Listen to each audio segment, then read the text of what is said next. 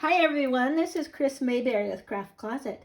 Today I have a tutorial on how to use our rubber stamp material. I love our rubber stamp material. It's so fun to turn something like this into something like this. You can see how well the stamp material stamps once you have the stamp made. These are all different things that I've just made while I was playing around with how to use our stamp material. It's such a fun thing that once you get started, you're not going to want to stop. So let's just dive right in and explain to you what we did. So we tried out a whole bunch of different speeds and powers, passes on our Glowforge Basic to see what works best for creating the stamps. And we found that the most important thing is the LPI that you use, the lines per inch. Now, I want to show you something about lines per inch. So when I was playing around, I first started cutting. I did it at 195 LPI. If you look at the stamp, you'll see at 195 LPI, it doesn't cut away all of these extra lines. And so if you were to stamp this, you would not get the design you wanted. So this one was cut at 270 LPI, and it works perfectly for stamps. You can see the difference. This one's going to stamp out because it's engraved down enough. See if you can see the level of engraved there. And this one won't because of all of the extra lines left. So one of the most important things that you do is make sure you do an LPI. I found that the best is 270 LPI. At 270 LPI, you get a nice clean cut, and it doesn't take too long. You could do a different LPI that's higher than that, but it would just basically take longer, and it's not needed. But 270 LPI, so that's the first thing. The second thing we found is that cutting out this part to make the stamp, actually cutting, we did that at 170 speed, full power. To get through the material, you need to cut at 170 speed, full power to have it just pop right out. If you want to do it at a faster speed, you'll have to push it out. Now, let's get started on the material. I've made some examples here for you, and this shows you how they look when they first come out of the laser. I made these on my Glowforge using the settings I gave you. Let me pull these out. And I want to show you, when I first did this, I thought, oh my word, I have totally wrecked this. The stamp is going to fall apart. Look how dusty and it just looks crumbly and like it's going to fall apart. Well, all you do is take a brush. I don't know where I got this brush, but it works perfectly. A toothbrush will work fine too.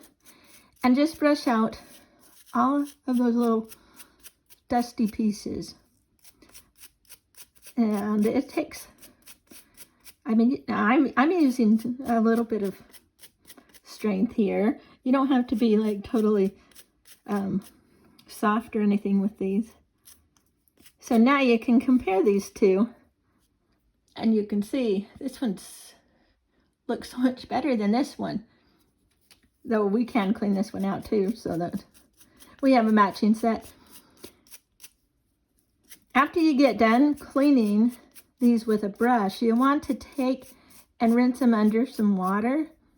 You can rinse them off with dishwashing liquid if you want to, or just water and then dry them or let them dry. Once you get to that point where all of this stuff is out of the stamp, you'll want to glue it onto a handle. And I really like to use our melamine for handles for my stamps because you don't have to finish it and it makes it really super easy. So what I'm going to do, and what I found the best way to hook a stamp to our melamine is actually just super glue. So I'm going to super glue this on. That one's out. Let's try this one. The rubber stamp material actually adheres really well to the melamine with super glue. All right, so we have a perfect little stamp all hooked on. Once you do that, then you can use it. It's that simple. So I already have a different one here.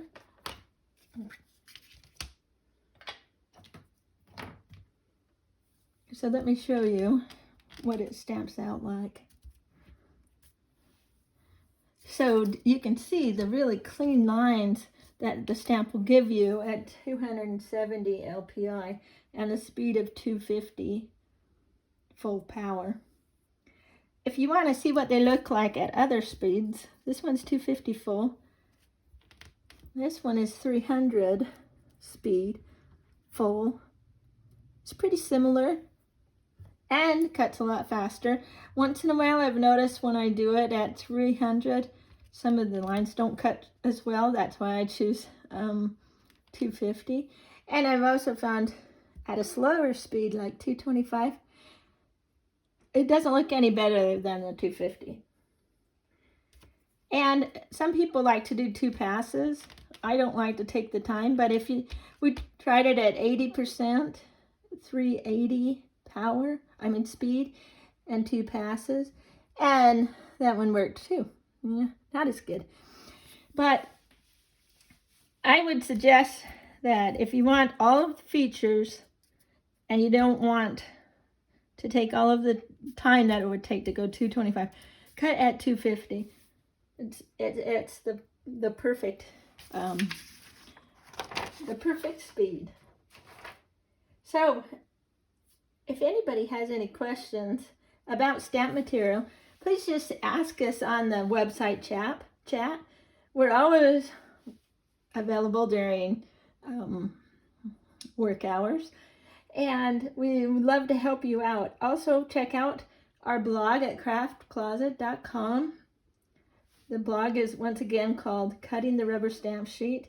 If you have any questions about speeds, powers, if you're having trouble getting it to your rubber stamp material to cut, just chat with us on our website. We're really happy to help you be successful in all of your laser projects. Thanks a lot.